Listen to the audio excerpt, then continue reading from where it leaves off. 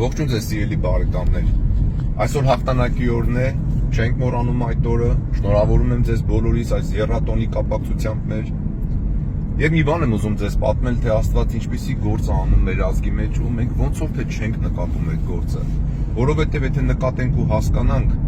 մենք լրիվ մեզ ուրիշ ձևով կսթափեցնենք ու թափ կտանք ինքներս մեզ։ Խոսքը գնում է Ռայխստագում քոչարի պարելուն։ Հլեկեք նայենք այդ երևույթին մի տեսանկյունից, որը մինչև հիմա մենք այդ տեսանկյունից ոնց որ թե չենք նայել։ Առնվազն ես չեմ լսել, որ ինչ-որ մեկը խոսի այդ մասին։ Առավոտյան, երբ որ նայում էի լուրերը, տեսնում էի Մոսկվայից հաղթական շքերթները, ռուսական Ռոսիա ալիքով խոսեցին հայերի հերոսական պոդվիգների մասին եւ ասեցին, որ իրենք Ռայխստագում քոչարի են ապարել։ Ես հասկացա, որ իրանց համար էլ է սա ինչ-որ երևույթ, ինչ-որ կարևոր անսովոր մի ստանդարտից դուրս մի բան ա եղել, էլի ասենք մի փոքրիկ ժողովուրդ, մի հերոսական ժողովուրդ, այտենց կարևոր հաղթանակի օրը Ռայխստագում հաղթական քոչարի ա ապարում։ Հենց այդպես էլ պետք է ասել հաղթական, որովհետև մենք գիտենք քոչարին ինչ տեսակի պարա։ Բայց տեսեք, սիրելի ժողովուրդ, մի ազգ, փոքր ազգ, որը 600 տարի այդ ժամանակ պետականություն անկախ չէր ունեցել։ Ունեցել էր պետականության որոշակի այլ ձևեր, բայց անկախ պետականություն չէր ունեցել։ Բայց այդպիսի ցենց չարի ու բարու պատերազմի մեջ ինքը հանում է 600 հազարանոց բանակ։ Այդ 600 հազարանոց բանակից 300,000-ը հերոսաբար զոհվում են։ Տալիս է մոտ 200-180 կարծեմ խորհրդային միության հերոս, ոմանք կրկնակի հերոս։ Այն մենք դպրոցներում անցել ենք, չէ՞։ Հունան Ավետիսյան։ Հունան Ավետիսյանը Թամանյան դիվիզիայի անդամ է եղել։ Թամանյան դիվիզիայից է եղել։ Այս դիվիզիայի զինվորներն են, որ Ռայխստագում ապարել են հաղթական քոչարին։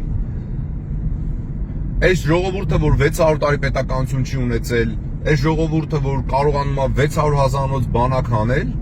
մի փոքրիկ աննշան ժողովուրդ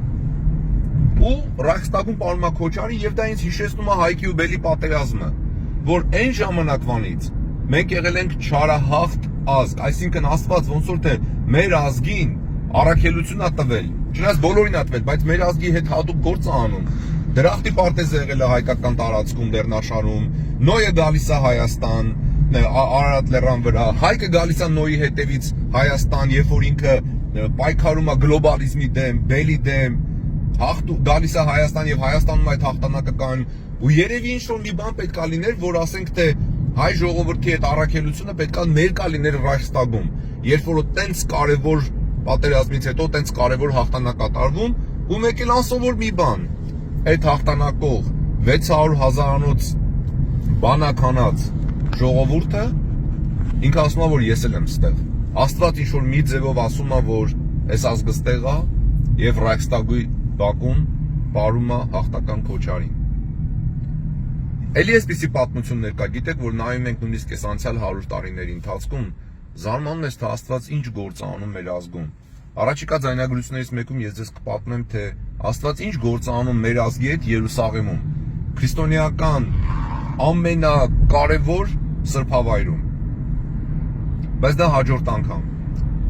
Ինչ ասելիքը, սիրելի ժողովուրդ։ Եկեք թափ տանք մեզ։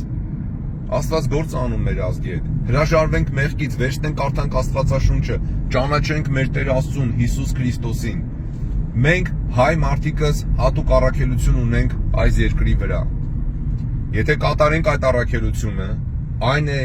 ապրենք հավատարիմ մեր Աստծուն, չանենք կռապաշտություն, չընկնենք սնահավատությունների հետևից, սիրենք իրար, չատենք իրար,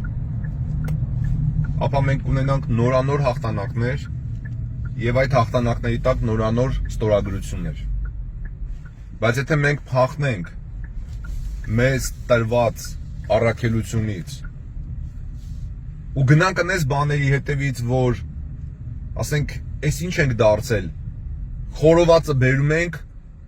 պահով տույներով ենք բերում, էսա մեր մակարդակը, կամ